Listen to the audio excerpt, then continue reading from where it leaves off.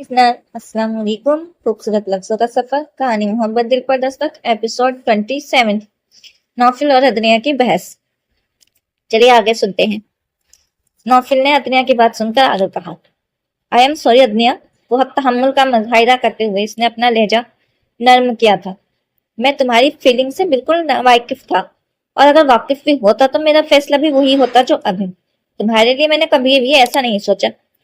तो अब सोच लो नौफिल, अभी भी वक्त है, इसने मुल्तजाना अंदाज में कहा। तो नौफिल को लगा इसका दिमाग खराब हो गया। तुम अभी अपने हवास में नहीं हो दुनिया, इसलिए यूं फजूल बातें कर रही हो। इश्तिहाल की खफीफ सी लहर इसके जहन को सुलगा गई। ये फजूल बात नहीं है नौफिल, मेरी पूरी जिंदगी का मामला है, मगर मेरा इससे कोई ताल्लुक नहीं है। मैं बेहद सर्द महरी से बोला तो दुनिया के हवास ठिठुरने लगे। एंड बरसन ब्लू अदनिया, आज की बात इस मौजे पर कभी बात मत करना, क्योंकि मेरे दिल में तुमसे मुताल्लिक ना तो ऐसी कोई फीलिंग्स है और ना ही ऐसी कोई जगह है। हम बहुत अच्छे कजिन और बेहतरीन दोस्त तो हो सकते हैं, मगर इसके अलावा और कुछ नहीं, कुछ भी नहीं। वह बहुत सर्द और बेइतनाई से भरपूर लहजे में कहता उठ खड़ा हुआ। नौफिल, मैंने सिर्फ तुम्हें चाहा है। वो तड़प उठी, मगर वह मुश्तअल हो उठा था।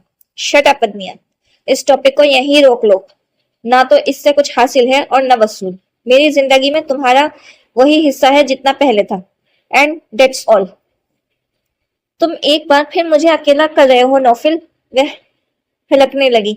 अगर तुमने जलीलुर रहमान को पसंद किया था तो वो तुम्हारी अपनी मर्जी थी, और अब जो कुछ तुम कर रही हो इसकी जिम्मेदारी भी सिर्फ और सिर्फ तुम पर आयद होती है। और वैसे भी तुम बीवी के तौर पर कभी भी मेरी आइडियल नहीं हो सकती। वह सबा ही है, बिल्कुल खास अपनी सोचों में, अपने जज्बात व एहसासात में। वह बहुत साफ गोई का मुजाहिरा कर रहा था। अदनिया के दिल पर चोट सी लगी।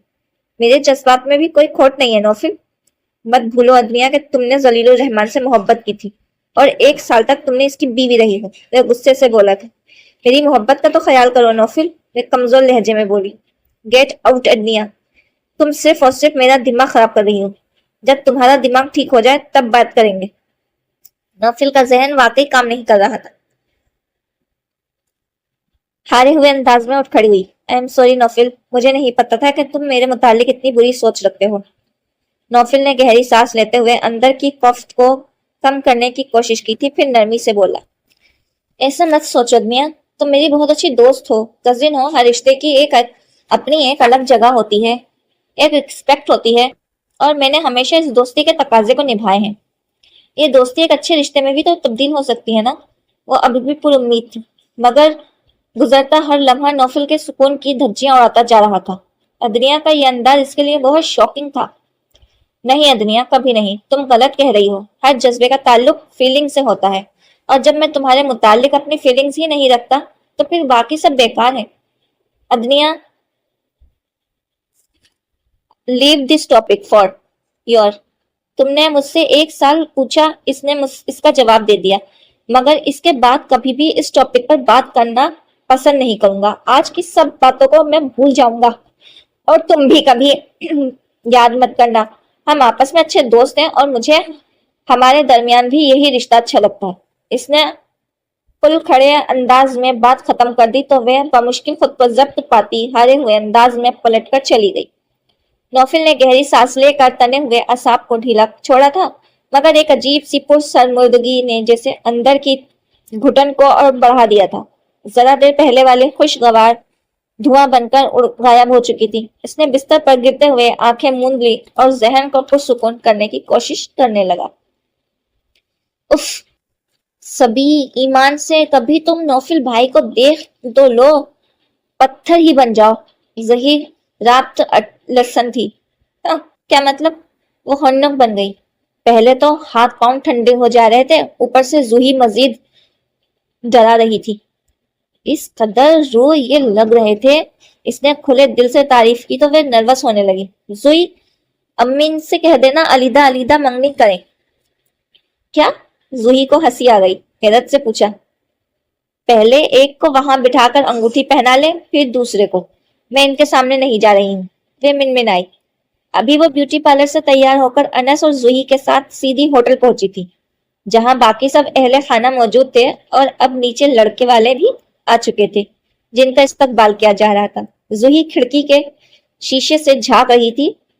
ریسٹ کلر کی شیروانی اور سلیقے سے کیے گئے میک اپ نے ہمیشہ ریسٹ کلر کے کامدار ریشوں والے سلیقے سے کیے گئے میک اپ سے ہمیشہ سادہ رہنے والی صبا کو بہت دلکش سا روپ دے دیا تھا۔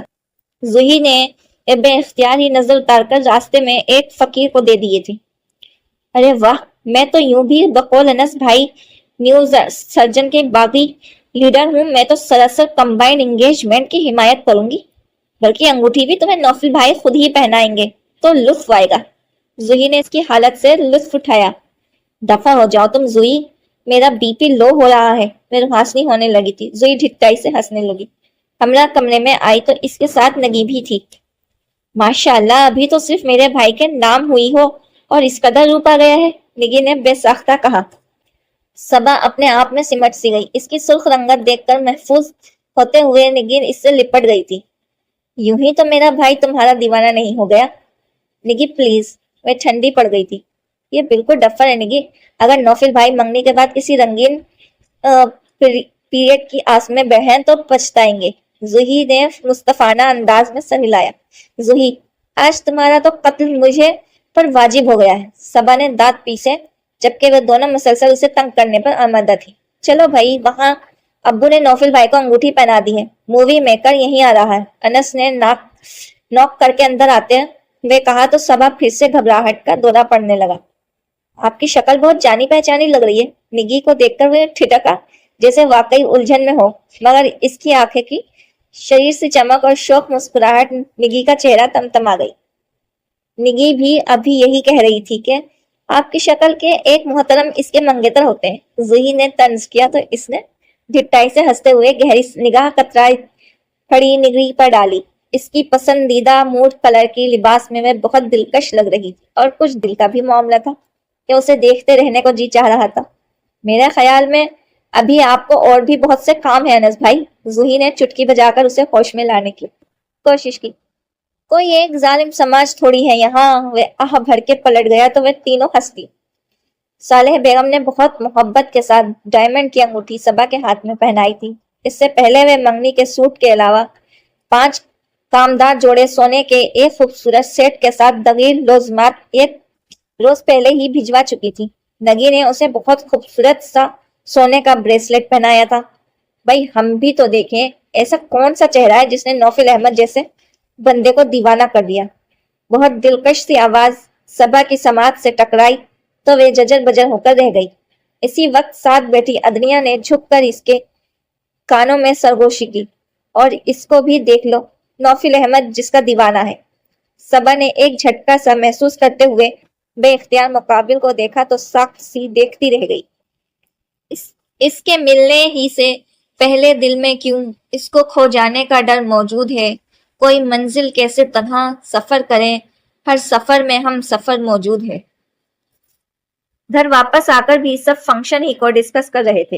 انس اور صبا دونوں ہی بہت لکی ہیں، چاند نے شائستہ انداز میں کہا تو وہ الجھی سی اپنے کمرے میں چلی آئی۔ ادریا کی سرگوشی اور اس کے بعد زال افریدی کی شعلہ صفت حسن نے اسے واقعی شدید کر دیا تھا۔ کیوں کہا تھا اس نے یہ فقرہ؟ صبا کا دل ڈوب ڈوب کر ابھر رہا تھا۔ اس کے بعد پورے فنکشن میں کیا ہوا اسے کچھ پتا نہیں چلا۔ اسے تو صرف اپنے آپ ہی تارنوقبت میں جکڑا محسوس ہوا تھا۔ صبح سو گئی ہو؟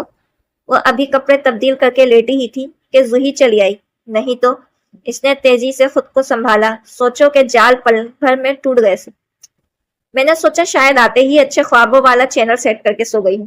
وہ اس کے پاس آ بیٹھی تھی، پھر اس کو دیکھتے ہوئے پوچھنے لگی، کیا بات ہے اتنی سنجیدہ اور رنجیدہ سی کیوں بیٹھی ہوں؟ میں کیوں سنجیدہ اور رنجیدہ ہونے لگی؟ میں مسکرائی تھی، پھر زوہی کو تسلی نہیں ہوئی۔ نوفل احمد کیسے شاندار بندے سے منگنی کروانے کے بعد تو تمہیں یوں چپ چاپ نہیں بیٹھنا چاہیے۔ ارے کیا بھانگڑا ڈالوں؟ بتاؤ، میں خوش ہوں۔ وہ چڑ گئی۔ اس سے کم بھی نہیں کرنا چاہیے۔ زوہی نے فوراً اسے آئیڈیا کو اوپر کر دیا۔ میں انسان کے ظاہر پر نہیں مرتی، ساری بات اخلاق و کردار کی ہوتی ہے۔ دیکھنے میں تو سانپ بھی بہت خوبصورت ہوتے ہیں، مگر ان کے اندر کون زہر انسان کی جان لے لیتا ہے، اس لیے ظاہری خوبصورتی پر دھیان مت دو۔ صبا نے سنجیدگی سے کہا تو اس کی ذہنی روح بھٹکی۔ واقعی میں نے بھی زندگی سے یہی سیکھا ہے، انسان کے ظاہر پر مت جاؤ، اس کی اصلی شخصیت تو تہ در تہ پرتوں کے نیچے چھپی ہوتی ہے۔ ایک ہی پل میں اسے جیسے آندھیوں کا شور چھو کر گزر گیا۔ عمر کاظمی کے ساتھ گزرے لمحے، اس کی باتیں، اس کی خوشبو، اس نے گہری سانس لے کر پلکیں جھپکائیں تو کتنے ہی آنسو اندر اتار لیے اور فوراً خود کو سنبھال لیا۔ پھر بھی مجھے الٹے سیدھے مشورے دیتی رہتی ہو، صبا نے مصنوعی خفگی سے اسے گھورا۔ اس سے ہاضمہ درست رہتا ہے، وہ اطمینان سے بولی تو صبا کو ہنسی آ گئی۔ کیا بکواس کر رہی ہو، اچھا دفع کرو سب باتوں کو، یہ بتاؤ کہ نوفل بھائی کیسے لگے تم؟ زوئی نے اشتیاق سے پوچھا تو وہ استجاب بھرے انداز میں اسے دیکھنے لگی۔